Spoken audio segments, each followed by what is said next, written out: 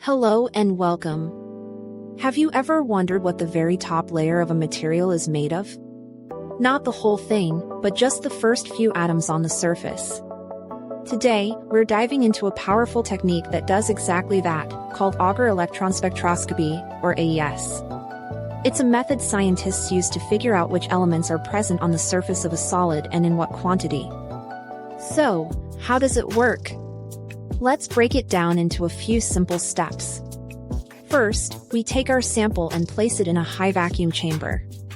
Then, we aim a focused beam of high-energy electrons at the surface. Think of this beam as a tiny, powerful probe.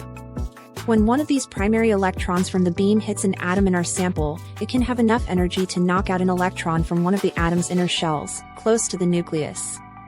This leaves a hole, or a vacancy, and the atom is now in an unstable, excited state. The atom wants to become stable again, so an electron from a higher energy level, an outer shell, drops down to fill this hole. As this electron drops to a lower energy state, it releases energy. Now, here comes the crucial part, known as the Auger effect. This released energy is transferred to another electron, also in an outer shell. This second electron gets so much energy that it is ejected, or kicked out, from the atom entirely. This ejected electron is what we call an Auger electron. We then use a detector to measure the kinetic energy of this escaping Auger electron. The key principle is that the energy of this Auger electron is unique to the element it came from. It's like a fingerprint. A carbon atom will produce Auger electrons with a specific set of energies, while an oxygen atom will produce them with a different set. By scanning a range of energies and counting how many electrons we detect at each energy level, we can build a spectrum.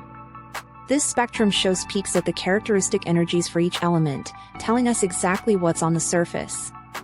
AES is incredibly surface sensitive, typically only analyzing the top 1 to 10 nanometers, because Auger electrons have relatively low energy and can't travel far through the solid before being stopped.